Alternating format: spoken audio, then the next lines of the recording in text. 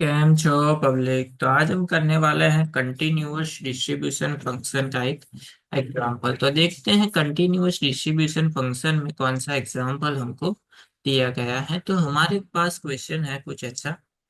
Is the function f of x defined by. तो function हमको दिया गया है f of x is equal to e raise to minus x जब x की वैल्यू क्या है, ग्रेटर देन और इक्वल टू जीरो है। तब अगर एक्स की वैल्यू लेस देन जीरो है तो उसका आंसर ऑलवेज क्या होता है, जीरो होता है।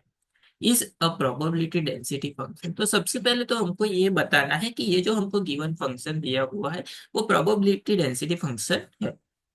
उसके बाद इफ सो, अगर वो प्रोबेबिलिटी डेंसिटी फंक्शन है तो find the probability that the variate having the this density fall in the interval 1 2।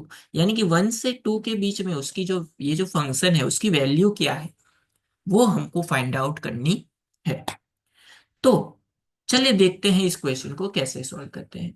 सबसे पहले तो यहाँ पे जो हमको प्रूव करना है प्रोबेबिलिटी डेंसिटी फंक्शन पीडीएफ, वो होता क्या है। तो पीडीएफ जो है वो ऐसा होता है कि अगर हम गिवन फंक्शन का इंटीग्रेशन माइनस इंफिनिटी से इंफिनिटी लिमिट लेके करें एफ ऑफ एक्स डीएक्स का, तो अगर उसका आंसर हमको 1 मिलता है तो हमको जो दिया गया फंक्शन है वो हम बोल सकते हैं कि प्रोबेबिलिटी डेंसिटी फंक्शन है।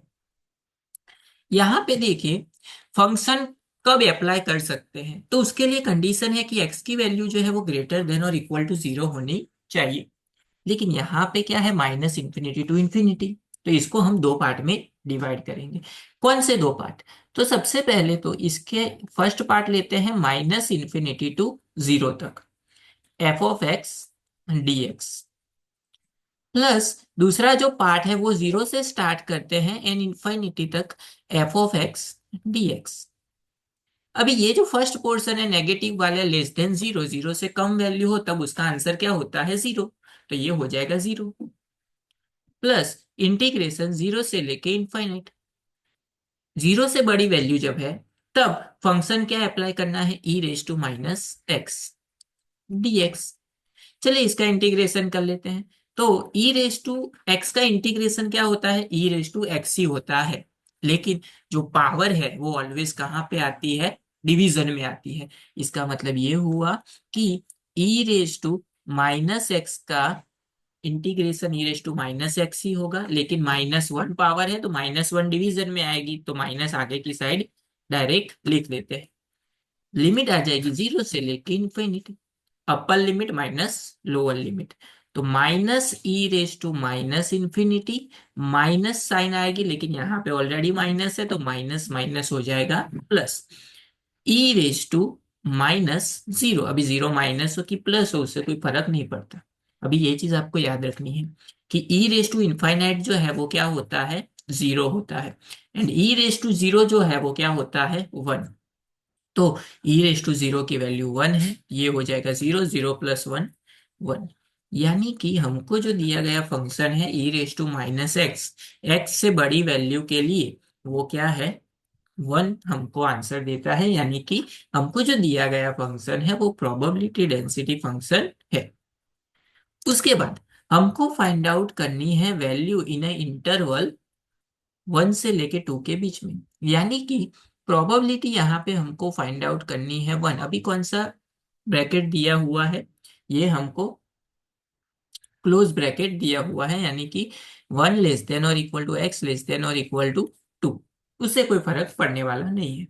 अभी बाकी सभी इंटरवल में क्या है, 1 से लेके 2 तक। यानी कि इंटीग्रेशन 1 से 2 e raise to minus x d x. बाकी कुछ लिखने की आपको जरूरत नहीं है क्योंकि बाकी सब तो क्या होने वाला है, जीरो ही होने वाला है।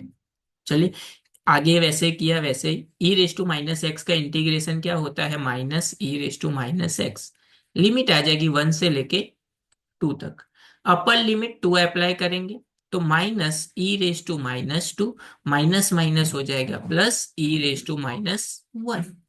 अभी माइनस की साइड ई रेज टू -2 जो है उसकी वैल्यू आपको कैलकुलेटर में कैलकुलेट करनी पड़ेगी। अगर आपकी एग्जाम में कैलकुलेटर अलाउ नहीं है तो यही आपका आंसर है, ई रेज टू में ही रखना है। तो कैलकुलेटर में आप करेंगे e⁻², तो आपको मिलेगा 0.1353। 4 डिजिट तक आपको लिखना है। प्लस अगर e⁻1 की वैल्यू आप कैलकुलेट करेंगे तो वो होगी 0.3678। अभी ये वैल्यू कैसा है, ई की वैल्यू, तो ई की जो वैल्यू है वो कांस्टेंट वैल्यू है, जैसे पाई की वैल्यू है। उसकी पावर है तो e⁻², इसका मतलब 1 के अपॉन में आएगा। उसका स्क्वायर करके 1 के अपॉन में लिया है, तो वैसे कैलकुलेट किया गया है। इसको अगर हम कैलकुलेट करेंगे तो हमको आंसर मिलेगा 0.2325। तो ये हो गया हमारा आंसर 1 से लेके 2 के इंटरवल में प्रोबेबिलिटी का गिवन फंक्शन के लिए।